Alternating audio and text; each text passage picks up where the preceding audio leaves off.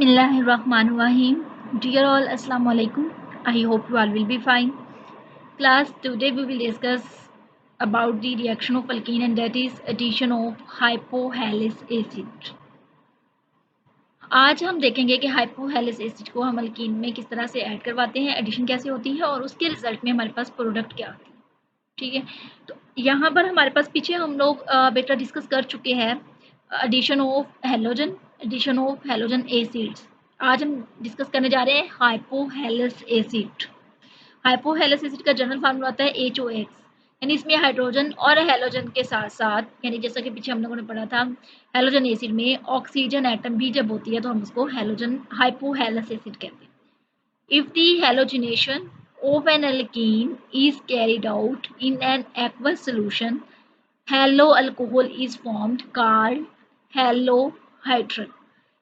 यहाँ पर ये बात डिस्कस की जा रही है कि जब हम हेलोजिनेशन करवा रहे होते हैं, जो कि हमने अपने प्रीवियस लेक्चर में भी डिस्कस किया है, तो वाटर की मौजूदगी में करवाएंगे, एक्वस सोल्यूशन वाटर के सोल्यूशन, तो हेलो अल्कोहल्स की फॉर्मेशन होती है। हेलो मतलब OH और hydrogen mean X। Hello alcohol mean यानी अगर हेलो अल्कोहल की बात करें, हेलो मीन X और अल्कोहल OH, यानी HOX की जो फॉर्मेशन होती है हम उसको हेलोहाइड्रन भी कहते हैं।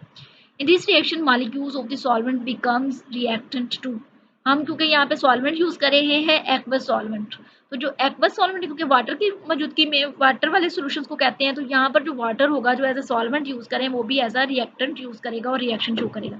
हमारे पास यहाँ पर है हेलोजेंस, ठीक है, ये वाटर के साथ रिएक्शन करेंगे और हमारे पास हाइपोहेलस एसिड और हेलोजन एसिड यानी हाइड्रोजन हेलाइड जो है उसकी फॉर्मेशन हो जाएगी। अब हम यहाँ पर देखेंगे कि किस तरह से हाइपोहेलस एसिड जो है उसको हमने ऐड करना है। अब यहाँ पर हमारे पास है हाइपोहेलस एसिड, ठीक है, अब ये किस तरह से ऐड होगा। अब अगर हम बात करें तो ये हमारे पास अल्कोहल ग्रुप है, ठीक है, और ये हेलोजन, यानी ये इनके दरम्यान में जो बॉन्ड था वो इस तरह सेपरेट हो जाएगा। एक तरफ हमारे पास आ जाएगा OH माइनस, ठीक है, और एक तरफ हमारे पास जो है वो X चला जाएगा। अब जब ये ब्रेक डाउन हो रहा है तो OH और X, अब एक तरफ जो है वो X चला जाएगा एक कार्बन पर, और एक कार्बन पे हाइड्रोक्सिल जो है वो चला जाएगा, और ये पाई बॉन्ड जो है वो ब्रेक डाउन हो जाएगा। इस तरह से C, यानी ये हेलोजन के साथ इसका बॉन्ड बन गया तो ये हेलोजन बन जाएगा पार्ट, और ये हेलो मतलब ये हेलो वाला पार्ट है और ये हाइड्रोजन यानी अल्कोहल वाला पार्ट।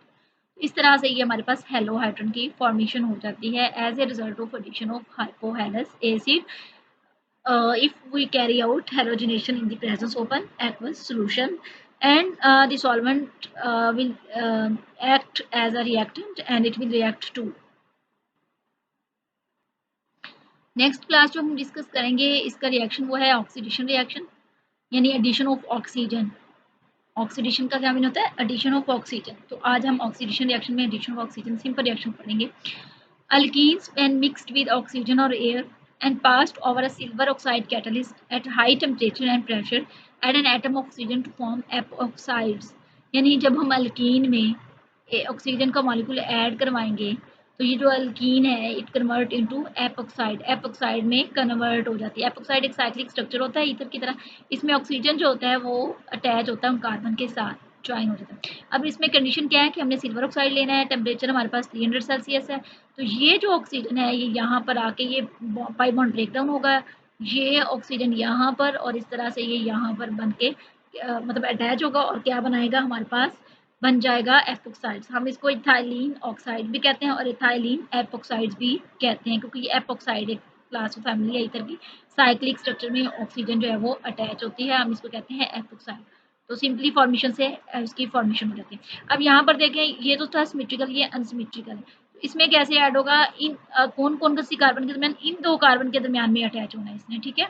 अब होगा क्या कि ये यहाँ पर पाई बॉन्ड ब्रेक डाउन हो जाएगा, ये इधर बॉन्ड की फॉर्मेशन होगी ऑक्सीजन के दरमियान में और एक इधर होगी, इस तरह से ये हमारे पास जो है प्रोपाइलिन ऑक्साइड यानी एपोक्साइड की फॉर्मेशन हो जाएगी। कंडीशन इसकी वही है सेम, ठीक है। इस तरह से हम इसकी एडिशन करवा देते हैं ऑक्सीडेशन के जरिए, सिंपल है, यानी ऑक्सीजन को जब हम ऐड करवाएंगे सिल्वर ऑक्साइड की मौजूदगी में 300 सेल्सियस पर तो हमारे पास एपोक्साइड की फॉर्मेशन हो जाती है। क्लास नेक्स्ट हमारा रिएक्शन है hydroxylation.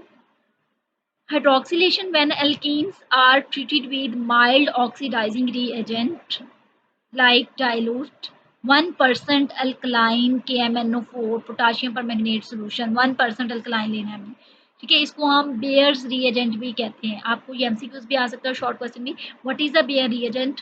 Bear reagent is actually a dilute 1% alkaline potassium permanganate solution is known as Peirce reagent.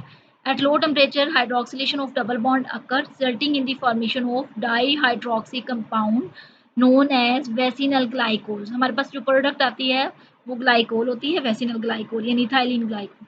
Pink colour of KMnO4 यानी potassium permanganate solution is discharge during the reaction.